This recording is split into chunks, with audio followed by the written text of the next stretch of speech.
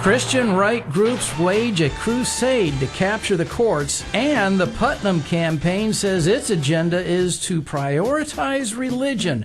What dangers do these issues hold for Americans? We'll explain right now here on the Atheist Forum.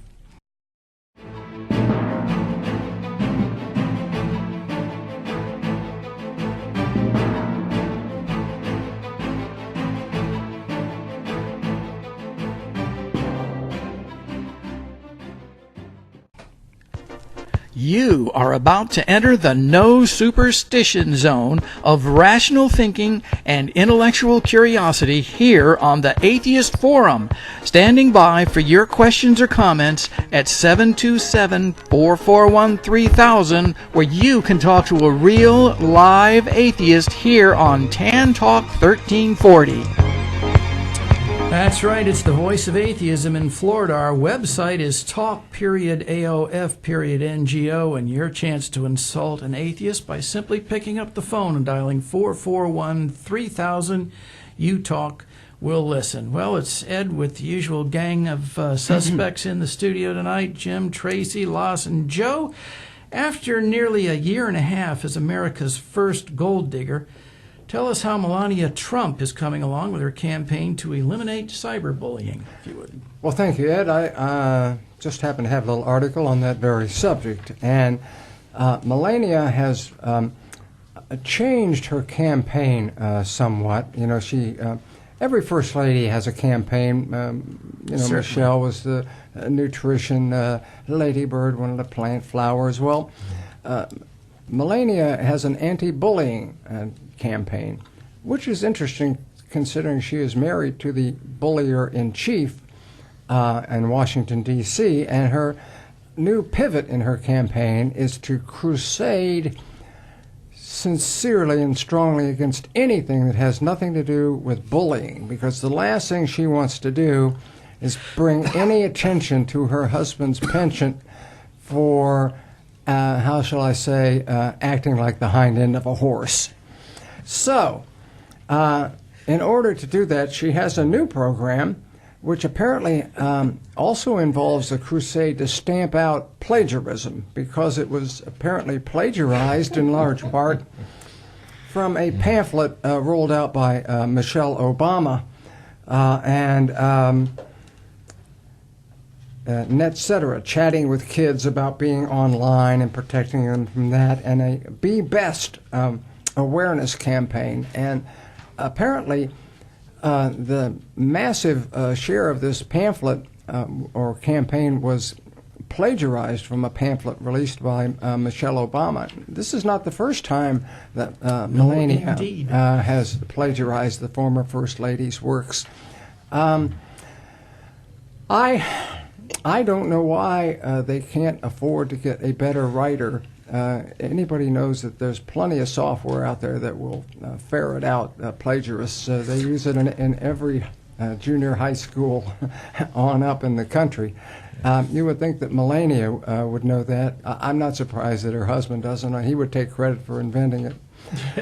So much for Melania. So far, she's bought a new hat and a dress and plagiarized a pamphlet, and this, in less enlightened times, they call progress. Not just a better writer, any writer. Any writer. Right. She's short-staffed. One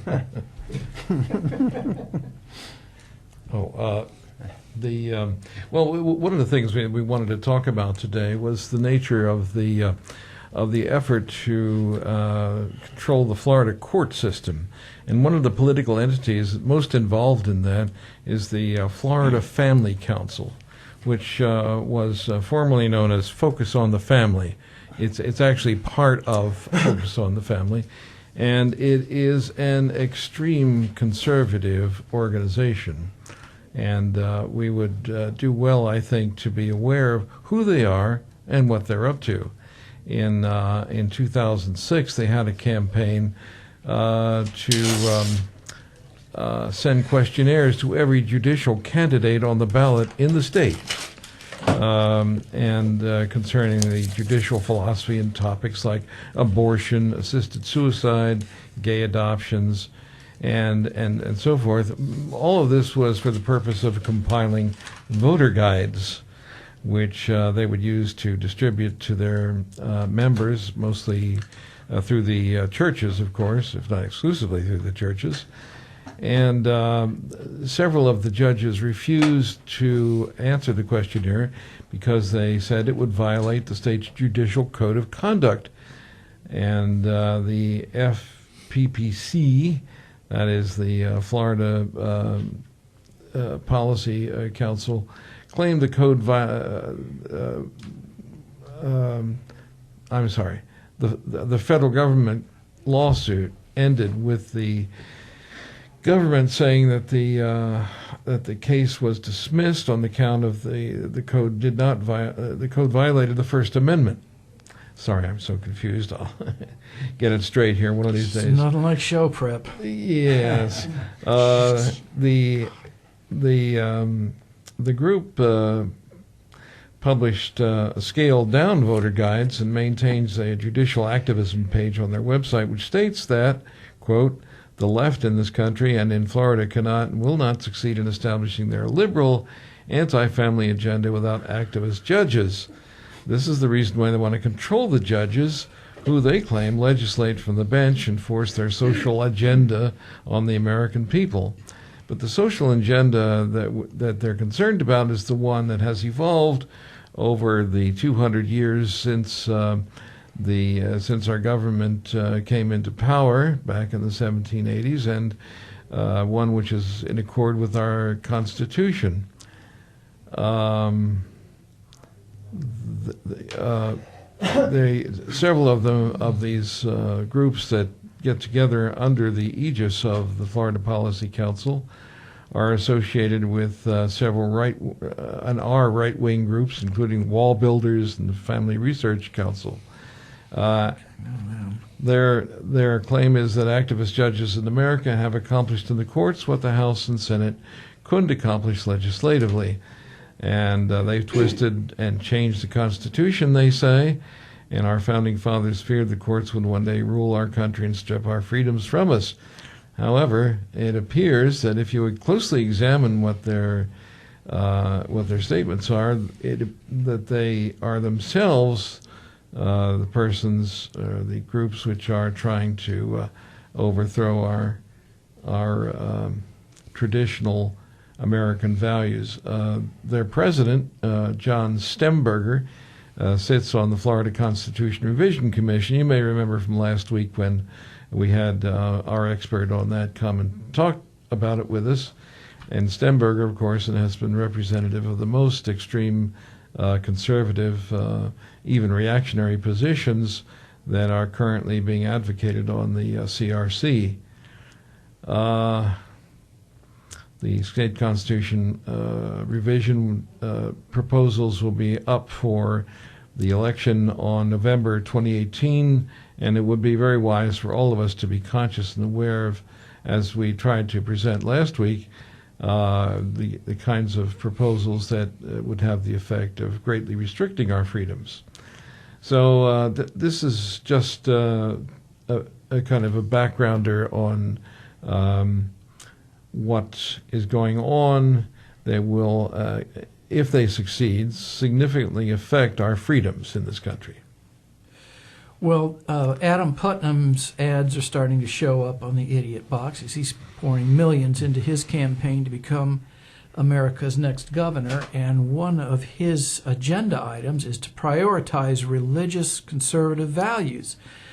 Here's what he says: Florida's families, conservative values, and religious freedom are under attack by a coarsening society that is eroding these fundamental rights. As governor, I will not only protect these fundamental rights, but I will work with Florida's faith-based communities to collaborate and support them in their mission to serve Florida's communities. So he's clearly running on the fear principle, as usual. Fear is the exact right word, because if you want people's support, and if you want their money in particular, and if you want their enthusiastic support, the first thing you have to do is scare them half to death. Mm-hmm. And it gets so much easier after that once they realize that they're fighting not just for society at large, but for their own personal well-being and survival. You know, you don't want a group of hardcore homosexual activists breaking down your kitchen door right around dinner time and having coitus on the dinner table while you and your family are sitting around watching reruns of Lassie. Yeah, exactly. trying to enjoy reruns of Lassie. But it really, though, it really outlines an agenda to convert our state into a theocracy. Here's some of the Florida Families First agenda details that Putnam's plan is seeking to implement in our state. Number one, fight for the life of the unborn by expanding services that help mothers successfully carry their pregnancy to term. Number two, remove judges who seek to protect abortions. Number three, create the Office of Faith-Based and Community-Based Initiatives within the Executive Office of the Governor to empower community organizations to better serve Floridians in times of need. Well, of course, right there, that's essentially saying, come and get your taxpayer money for your church. Belly up to the trough. Belly up to the trough. And then the last one here is... Suckle. That's right. And it's always the taxpayers' money that they're so generous with, in spite of the Blaine Amendment, which clearly specifies. And Mr. Putnam wants to make sure that all babies are carried to term, but he doesn't say a word about what happens then. They're just on their own. Yeah. I think, we've discussed the right to life is a misnomer. These people are not right to life. They're right to birth. After you're born, you have a right to live long enough to be executed. Exactly. That's pretty much the conservative position. Well, he, like many candidates, is trying to bring in the fear factor as well, right? You've got to have something that we're afraid of, a crisis of some sort, because, as we all know, Christianity is majorly persecuted, right? It's even though they have a church on every corner, they've got very full coffers. Christians outnumber non-Christians in this country more than 2 to 1. Yet, however, it's tax a crisis. Exempt. Yes. Tax exempt. That's absolutely. persecution at its worst. Yes, indeed. Well, it's kind of interesting how you have to protect the unborn, and then I think the part that you're failing to understand is once the child is born, he or she is in God's hands. God will take care of them. God will look after them. God will make sure they get into the military and earn the right to go overseas and be shot for their country. But God cannot reach into the woman's womb and protect the child there. That requires a person like Putnam. So that's the part that you're missing right there. I see. Yeah. That's a very important distinction. You have to be able to tell women what to do with their bodies. He's an agent of the Almighty, and he's just too modest to make that claim directly. He gets these little angels on his shoulder that tells them what God's telling us to do. God is greatly aided in this effort by the $220 million that's been assembled by the collection of right-wing groups who are trying to put this over on us. Is that right? That's all, just $220 million for the current fiscal year. How does that compare So far. to our budget? A little bit less than that, actually. Well, the last thing he wants to do is create a homeschool and school choice ombudsman who will provide homeschoolers, their parents, and their families with access to help and support when navigating challenges presented by either their school district or the state. So therein lies the agenda to help to eliminate the public school system and revert it all over to either homeschooling or Christian schools supported by government vouchers and the taxpayer system, so that the conversion to theocracy starts in kindergarten, right? Long before that. Yeah. Get them while they're young. Well, I think the thing that we are all really looking for here, what is legitimate about this whole effort, is that the judicial system should not be a political football. Instead, it should be something that is regulated by our Constitution, and we're looking for judges who are going to be not influenced by political considerations, but rather by first by the Constitution, and secondly by the reasonable efforts to assess the law as it stands and what a reasonable person would think about the issues in contention. However, this effort, this religious right effort, instead applies other kinds of criteria. The sorts of things that tend to benefit their very backwards point of view about a great many things, education being one, health care being another, and all this expressed in various ways about contemporary issues. But society is constantly evolving, but they don't take account of that. They have a one-size-fits-all point of view, and unless you conform to their expectations, well, then you have a problem. Your mission in life as a conservative is to slow down, if not stop altogether, change. I mean, that basically is one of the main things that's wrong with conservatism.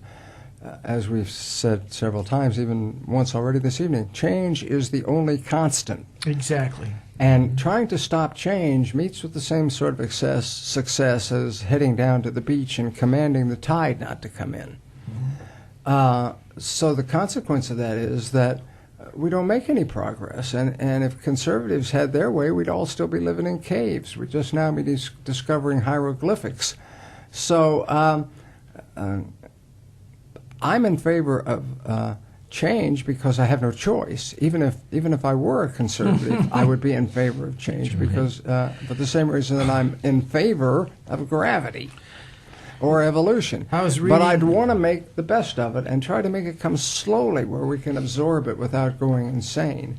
So I was reading the editorial by Tim Nickens today in the paper, and he outlined the 5 core conservative values. I'm going to spit them out. We're going to comment on them.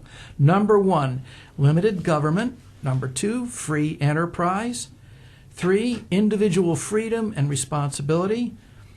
Number 4 is traditional American values. And the 5th, strong national defense.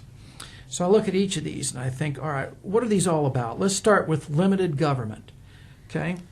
What is it, I wonder, that conservatives want to get rid of in government? Do they want to get rid of the school system? Well, we know that, but when we think about all the things that government does and all the protections it affords through the Food and Drug Administration, Environmental Protection Agency, used to anyway, and the elements in our society that we almost take for granted that are there because of government, what is it that they want to get rid of? Now, I get that they don't want government to be 1 out of 6 employees in the country, and create an environment where the government is just bloated with unnecessary workers. But let's be specific. What do they want to get rid of? What agencies in the government do they want to get rid of?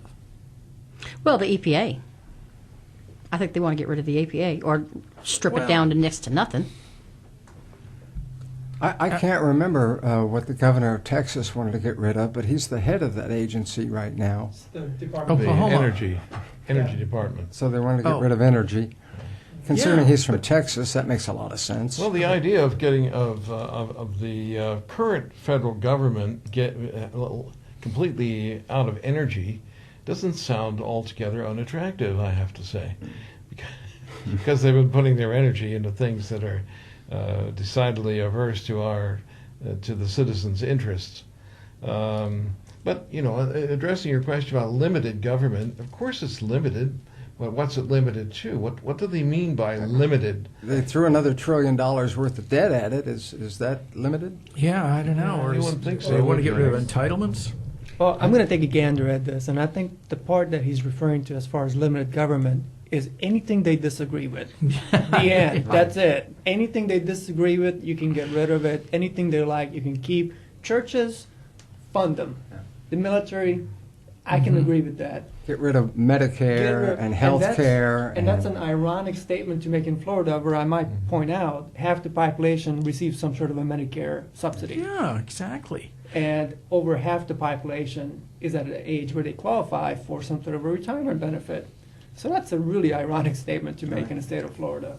But it's odd that we live in a state where so many people are benefiting from what the federal government does, but at the same time they live in an imaginative world in which the world as it existed 50 or 100 years ago is remembered with extreme fondness.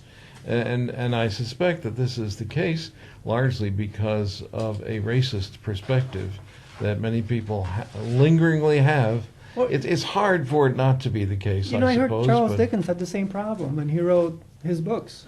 He was remembering the past in the wrong way. He was remembering it as a really crappy place to live for most people, but people who read their books remember them fondly. Yeah. There's a disconnect between what Yes. people think the past was like. Mhm. I understand that a lot of people had it well, and there were a lot of nice things happening in the 1920s. For some people. For some people, all the time. But the vast majority of the population was suffering. I don't want to go back there. That was before vaccines were invented, by and large. Yeah. Well, the that's the thing, ancient Greeks had some of them had Sure. remembered a time. If they were older, they remembered a time when things were really great in their youth. Well, let's It's just go a back perpetual, to 10,000 BC then. Everybody there you become go, a yeah. farmer. There you go. The thing is, Yeah. most regulations came about because something went wrong, right? When the Yes. Triangle Shirt Factory fire took place and the fire escapes were locked, and these poor women and even girls had to jump from a sixth floor factory. Then regulations came in to protect them because business wouldn't. All the business thinks about is its profit. So the food that we get that we don't need to worry about being poisoned, and the cars that we can drive in that are safer, all of those regulations came about because something went wrong in the past, and the government's only trying to help make us safer for us, and they do. Or how about our banking regulations? Exactly, yeah. Do you trust Wall 2008. Street? Of course And you they're can't. trying to, getting rid of those regulations right and left. I mean, it's Always. only been 10 years. Can they not remember what happened? Let's talk about free enterprise. What's how is that restricted in our country? Only by, I guess, the regulations, right? They think these exactly. regulations are an impediment to free enterprise. But as Tracy just pointed out, look what happens when you have unregulated enterprise. Yeah, you get to live next door to a rendering plant. Yeah. Well, back in the 1960s, there were plants right here in the Tampa Bay area that recycled batteries. And they Nice. recycled those batteries by throwing them into the streams and rivers of the Tampa Bay estuary. And consequently, the levels of pollution were really excessive, shall we say? Horrible. Well, if these But- people really want free enterprise, then I want to know why I can't buy, or what is the problem with the average person buying drugs from another country? You can't go Exactly. online and buy drugs in Canada where it's significantly cheaper. You have to buy them in the United States. And that's an FDA mandate, I think. Right. So That's- if they really want, they are against that. And of The course, vast when you- majority of conservatives if you're are going to talk against about that. free enterprise, you have to talk about it globally as well. Sure. And putting tariffs on various countries for various products is exactly the opposite of free enterprise. individual freedom and responsibility. You know what that code is the code word for, right? You're on your own, baby. If you need food stamps or supplemental housing, no, you can just live in a dirt floor shack and starve to death. That's, Except when it comes to abortion. You don't have a choice about abortion. Yeah. That's up to God. Right. But Exactly. all these proposals take us back. They're continuously looking at the Well, future that- through the right. rearview mirror, and we don't want to go there because we've America been great there again. already. Yeah. And it's a horrible place. We've found in various ways. That's why we have all these laws and regulations, because, as Ed said, they address a problem. And we want to keep on making progress in our world. We have to, because we've made a mess of our environment, and in ways that threaten our continued existence if we persist in our present patterns. And if they weren't widely perceived as beneficial at the time and at this time, they would never have passed in the first place. The hue and cry would have been far greater than just a few conservative voices saying, oh, no, we can't possibly come up with the money so my mother and father don't have to move to the poor farm and when they retire, or other examples of that sort. Sure. So the reason that we don't have all these kinds of interference, or we welcome certain types of interferences because they actually benefit large groups of people. Yeah. They're called federal highways, things like that. Yeah. Lights, When Mom and Dad sewers. moved to the Port Farm, is that kind of like when Rover went to live on the farm in upstate New York? Rover? Yeah, the dog. You know, when Rover disappeared, he went to live upstate New York. Is that kind of what happened I to see. folks who couldn't afford to live? They Yeah. just kind of went to live on a farm. Well, like the Eskimos, you just Yeah, leave them sure. outside at night. That's Yeah, all. absolutely. They're used to it. Traditional American values, which I think that's where religion fits into it, and the agenda of theocratizing America, this misconception that the country was founded as a Christian nation, that our Constitution is based on Christian principles or the That- Ten Commandments, that's is what not- they want to take us back That's to. not a misconception. Let's clear that up. It's a lie. Is it white or black, Joe? And I think this is That's where whole picture. they work so hard to reach into your bedroom, particularly, and control that part of your life, be it through sex, marriage, reproductive rights, and so on. They spend so much time trying to get rid of regulations for corporations, and yet spend so much time trying to regulate personal freedoms. You're right.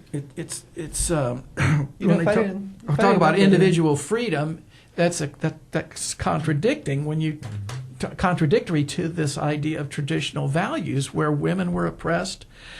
Anybody, homosexuals, geez, they were locked up, weren't they, in the 50s? Killed. Yeah. Before that. And street. and what I see happening is that as we mature as a nation and as we use our Constitution to give every American the freedom of choice and the freedom of the lifestyle that they want to live, the conservatives are pushing back, saying, no, this isn't the way we've always done it, so we've got to keep doing it the way that it was oppressive to people because it made me feel comfortable. But that's not what America is about. It's not what our Constitution's about. A good reading of history will well illustrate the fact that the very worst regimes, both in our world presently and in the past, have been those which have focused in on limiting personal liberties and freedoms. Things like what you do in the bedroom, what you eat, how you dress. Every little detail of everyday life is regulated by somebody somewhere. Mostly this is religious, of course, rather than political. The point I wanted to make, and it's one of the reasons that I think of myself as an atheist activist, and that is that there are few ideas, if any, more sinister than the idea that people should be punished for what they think. And the entire Christian religion is based on the idea that you should be punished forever if you happen to disagree with me on the subject of sky people. That promotes that kind of thinking in our society today. And so it makes our tyrants and dictators that we were alluding to earlier all the more prone to think that it's perfectly okay to punish people for what they think, particularly if what they think isn't what I think. Mm-hmm. Well, and religion tends to punish people just for the fact that they're alive. Sin, original sin, is supposedly passed down generally, some BS like that. One thing that I wanted to add to that you mentioned earlier was when there's a society that marginalizes a huge population because they don't like the way they act or who they are, we should probably remember that the first person who came up with the concept of a huge computer system that allowed basically the United Kingdom to defeat the Enigma machine was Alan Turing. Very famous mathematician. Anybody who's in math or science knows who Alan Turing was. Here's a man who was so brilliant He was that homosexual. he came up with a machine that defeated the German Enigma, thereby allowing the Allies to basically win the war. I mean, that's an oversimplification, but he was gay. And he ended up committing suicide because it was against the law for him to be gay in England at that time. And one of the things that really drives me crazy about this whole notion that we can have a morality discussion based on some spook in the sky that watches like some peeping Tom and watches our actions. Yeah. What are we missing as a society from marginalizing a whole segment of people? We're missing out on a cure for AIDS because somebody's not doing the research. We're missing out on the next generation of computer systems because somebody's not working on it because they're locked up. Sure. It's stupid. And Elton John's gay, and we like his act. And the last core conservative value is a strong traditional Department of Defense, national defense, basically a big military. We saw a big display of that at the Air Fest this weekend, where we parade out all of our jets and military and killing hardware. And, you know, it occurs to me that if our country hadn't been so preoccupied with trying to control other countries and who runs them and for our benefit, we wouldn't have enemies in this world. If we had put 1/10 of the effort into the efforts like the Peace Corps framed for the rest of the world, trying to go into countries to make their lives better, who would be mad at us? Why would we need this enormous Department of Defense? We spend more than the next 26 countries, All of them. and 25 of them are our allies, right? Yeah, right. I have no problem with us having a Defense Department, but the problem I have is that everyone keeps telling me how they're out there fighting for my freedom in other countries that are not attacking us. That's what I mean. Right? Yeah. Preemptive. I'd like to read this headline, if I may. It says, "The nation says it can't afford Medicare for all, has spent $5.6 trillion on wars since 9/11 in the last 16, 17 years.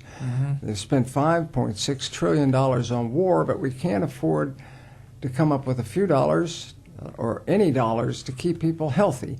Which begs the question, well, what exactly are we defending? Yeah, exactly. 441-3000 if you'd like to get in on the conversation. We'd love to hear from you here on the Atheist Forum. What is Project Blitz? We'll tell you that and more after a short break when we tell you a little bit about Atheists of Florida, and we'll continue here on the Tan Talk Radio Network.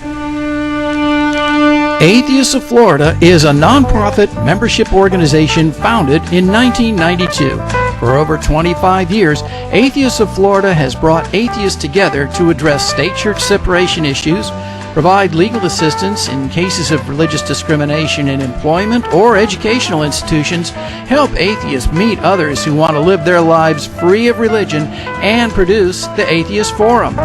For membership information, visit our website at atheistsoflorida.com, where you'll find our newsletters, annual reports, statement of purpose, and information about meetings and events. That's atheistsoflorida.com.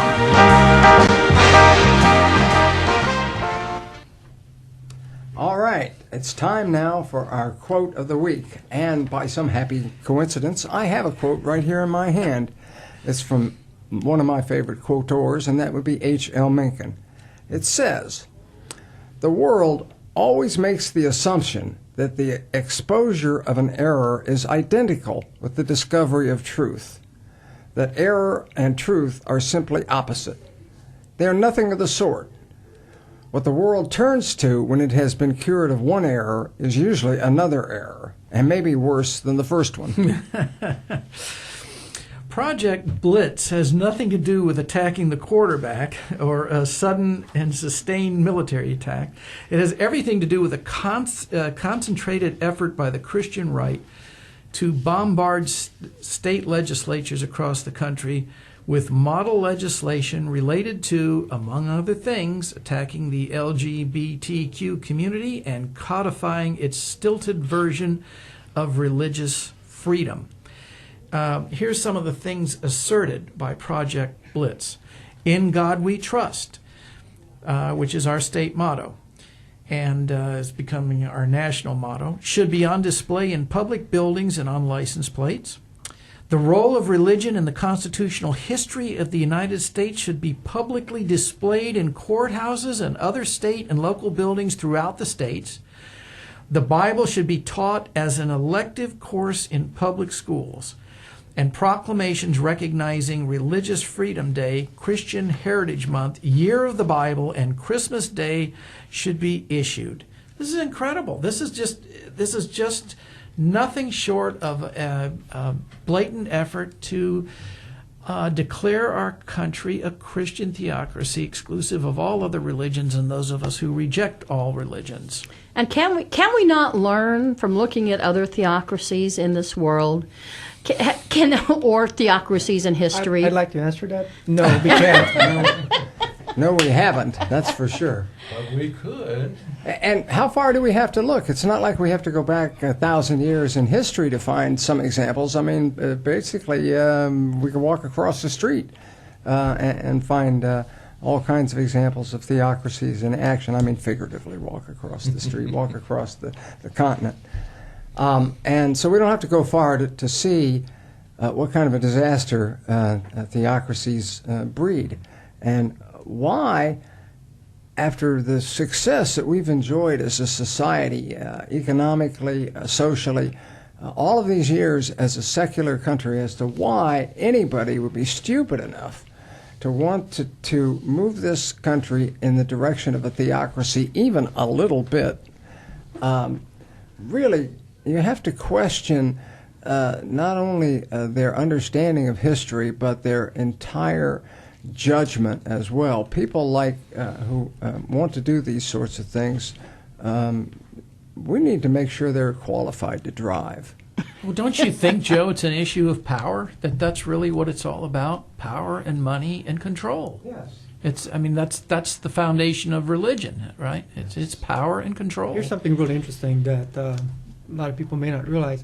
When the communists took over Eastern Europe in the 1940s, in some cases in Russia, it was 1917, of course, the first thing they did is they confiscated all the church's holdings. That's all the land, all the buildings, all their wealth, all their power.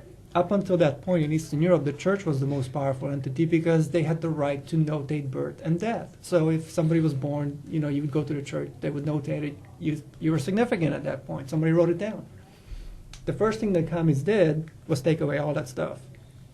The first thing that the revolutionaries did in 1989 is give it all back to the church. And people were so happy about it. This is a worldwide phenomenon. This is not just the United States. This is a worldwide sickness. And people were happy about that fact because when the communists took over the church's land, they had to get used to a new master they didn't like. They were happy to go back to the one that they were comfortable with. Yeah. They were happy to be dictated how to live as long as it was on their terms and they were being dictated what they liked. Yeah. That's the same thing in this country. It's no different. People like to be told what to do because it makes it easier for them. With all that freedom-loving crap that this person is espousing, he's full of it.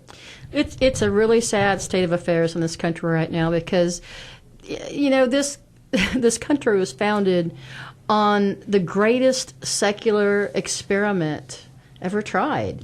Right. That's what it's all about. It's a secular experiment. It has nothing to do with theocracy. As we have pointed out many, many times, religion is not mentioned in the Constitution, but twice in the negative. God certainly is not referenced in the Constitution whatsoever. It's a totally, and of course our education system was set up to be, a public education system that secular that does not have any reference to God or prayer, and how they could try to could totally convert us into a theocracy and try to also rewrite history and say that the country was founded on Christian fundamentals. It's just not true. Yeah. It's not true at all. Because if it was, it'd be a kingdom. One small irony republic. having to do with what Tracy just said about the public school system. It wasn't exactly set up on purpose to be secular, like health insurance. It just sort of happened. And in the South, in particular, the reason that we have free public health insurance was a consequence of the Civil War. They brought about public education to educate the slaves, which they were required to do after the Civil War. So, again, one of the ironies to our public school system is that we have slavery to thank for it, in large part. But I think what Tracy alluded to is right, or maybe it was you, Joe, I don't know, but it's, or no, it was you, Lost, that I think one of the features of religion that makes it so attractive is that it has easy answers for life's lifestyle that is getting increasingly complex for us to deal with. Everything is either right or wrong, black or white, and that's the way that attracts people. They want to live that way. They don't want complexity. Then it's the why they elected Donald Trump, right? He had just these real easy answers. We'd just build a wall, there'd be no more Mexicans. It's just that easy. Can't right? view And the we aren't gray even gonna have to- world. Right. Yeah. But the world is far more complicated than that. And the traditional norms need to constantly be reevaluated to see if what our ancestors did really was the right way to address things like women's rights and equal pay and homosexuality and all the kinds of issues that are so divisive to us. Our ancestors created the basis in values upon which we have erected an essentially secular society. We don't realize just how secular we are until we read back in history and discover just how pervasive religious ideas were in society at large. No longer do we see that, and it benefits us enormously in terms of the effectiveness of medications, school systems, sewer systems. Everything we depend on works better now. I mean, we sometimes come across as lamenting Cassandras, but in point of fact, we live a pretty good life here. And people don't realize just how good it is, nor do they appreciate how much it all depends on maintaining a scientific and rational perspective on the government we have and the things we choose to do. And that's the danger of going backwards. Simplicity breeds ignorance. It's either right or wrong. You don't have to think. It's either this or that. There's no thinking involved. You don't have to evaluate if somebody beating the crap out of the person down the street is the right action to do or the wrong action to do, because that person is different. So it's It not makes it really. easy. It isn't easy. really maybe the content of what we're imparting to our students as the structure, their ability to think and reason. Reasoning That's is the missing thing that from we're the falling equation. down on. Right. Well, Reasoning is missing. Earlier you had said that one of the goals of religion or religionists was to tell people what to do.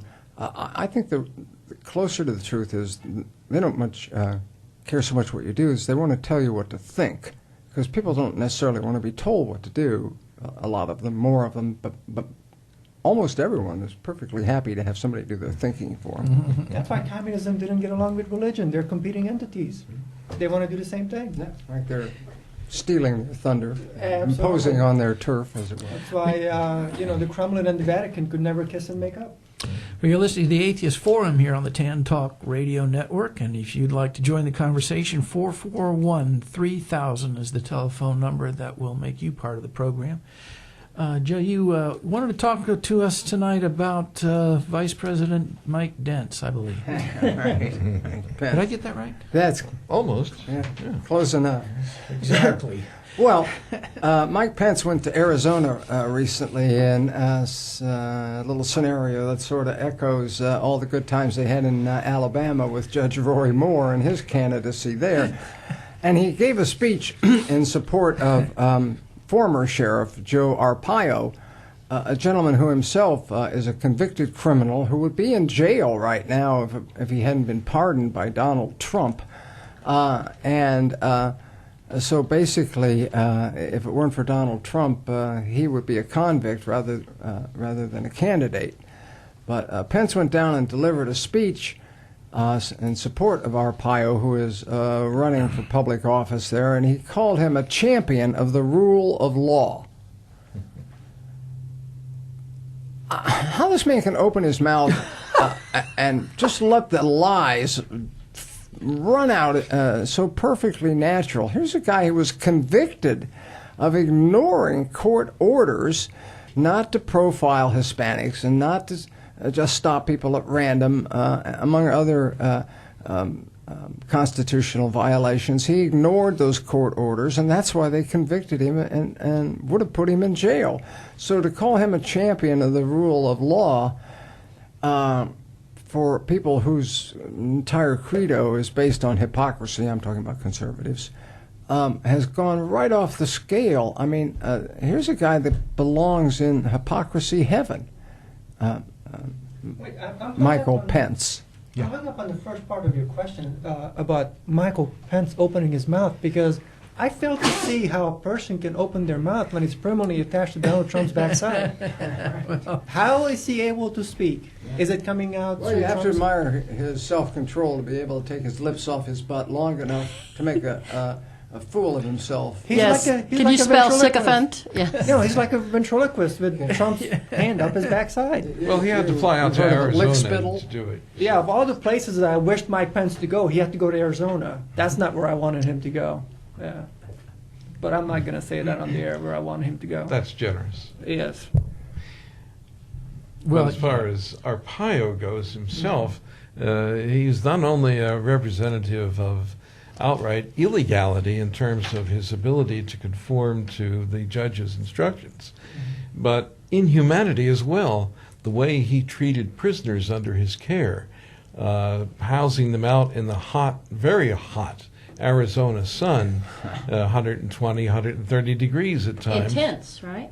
Hmm? He would Yeah. put them in tents. Intense, Yeah. that's right. And make them wear pink underwear. Oh, Yeah, well, that was kind of silly, but too embarrassing. but there are many other ways in which he abused prisoners under his charge, and that alone would disqualify him from the Nobel Prize, I think. I wonder if Pence sees any irony in the issue that on the campaign trail, Donald Trump really focused heavily on this agenda that he had to prosecute Hillary, to appoint a special prosecutor and lock her up.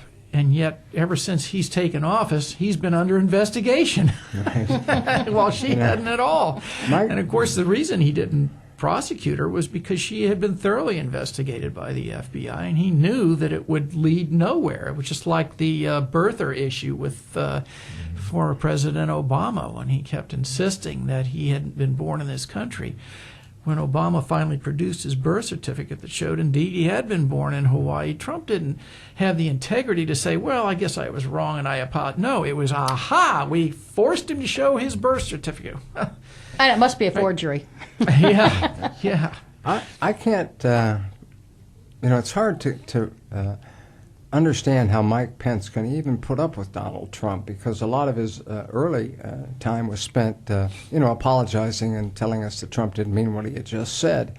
On the other hand, it just goes to show what unbridled lust he has for power.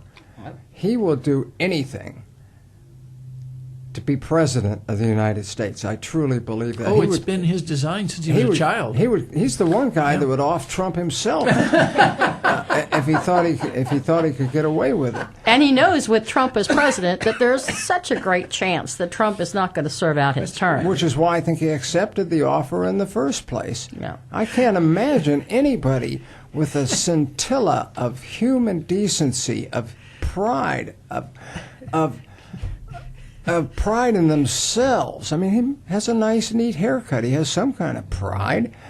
How he can possibly, day after day, week after week, stand up and support a man like Joe Arpaio and Donald Trump and others of their ilk Well, is to me the absolute height of sinfulness. He was the And one I that hope to see recommended him- most of the staff for the West Wing. Oh, And I yeah. wonder if he also came up with Rudy Giuliani for the Maybe it is trying to we get rid haven't of thought Trump. about that yet, have we? I mean, Well, this goes back to Caesar. I mean, if you think about it, really, Oh, yeah. Caesar was off by one of his best friends. uh-huh. His brother, the man, called him, right? So Was maybe there's ousted hope by, for him. So- who was a man who was a senator. It was the senator. And it was the Brutus. other senators joining in. Sure. As a scenario that has not only recently been reenacted again Although- in the Nixon case. as you Yeah, know. although I would be surprised if this United States Senate could agree on anything more than how to go to the bathroom, because they don't have any capability whatsoever. They're so impotent to do anything at this point that there's just the only thing that we can hope for is that there's a massive rebellion in November and they all get voted out. Yes. That's the only thing. Because if there isn't a massive rebellion in November, and it can't be clearly attributed to voter theft or improprieties or gerrymandering or something of that nature, I'm going to have to really seriously think about finding some other country to live in. I'm serious about that. Canada's looking really good about now, isn't it? Costa Yeah, Rica but we is so have- much warmer. I suggest, however, that you stay because there's no point in going anywhere. The whole world is being affected by what this administration has undertaken, especially in the environmental issue. But even excluding that, the example that it's setting, the world's most powerful military, world's superpower, only superpower, in the possession of over 6,000 atomic weapons, and under the control of someone whose judgment is questionable and whose activities are very erratic. You're being too generous, sir. Yeah, I am. But it's a tragedy, and the only thing we can do is to try to oppose this with as much vigor as we can, politically, philosophically.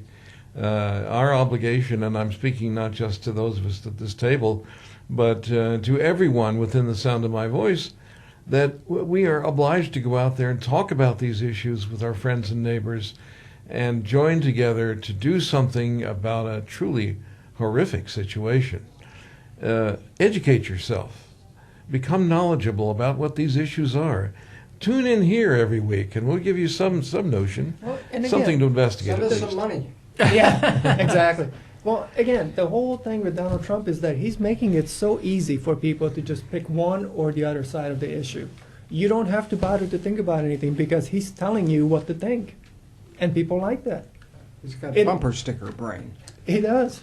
It's a 2-second segment, and then you don't have to think about it the rest of the day. You can go back to watching football, you can drink beer, whatever you want. Now, a lot of the people who voted for Trump, of course, are older people, like me. So it's not a question of educating the younger people so much as it is educating the older people, making them recognize the country that they're living in and try to remember what they have been through, in a realistic way, to properly appraise the system under which the country has existed for At so this long. point, I would just settle for a Trump supporter to not bring up Obama's name when you're trying to discuss an issue. The sad thing about all this, too, is that the people that you're talking about have taken Trump on as their champion. Could there be a worse champion? Could there be anybody else who was actually fighting against their benefits out there? The devil was not available. Well, the one protection we have against these efforts to theocratize our country is the courts. And so, of course, that means big budget religious right organizations are waging a sustained crusade to advance their controversial social agenda by rigging the rules in state courts. And we're going to talk about that next week and a lot of other issues and whatever comes up between now and then here on the Atheist Forum. I invite you to check out our website at atheistofflorida.com. And I hope you'll join us again next week for another edition of the Atheist Forum.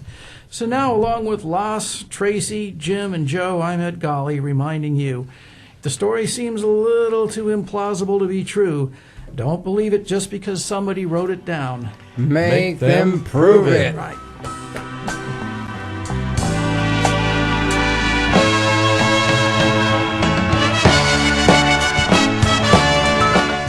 You have been listening to the Atheist Forum. To learn more about Atheists of Florida, visit our website at atheistofflorida.com. Continue the discussion on our website, talk.aof.ngo. Join us again next Sunday for another edition of the Atheist Forum here on Tan Talk 1340.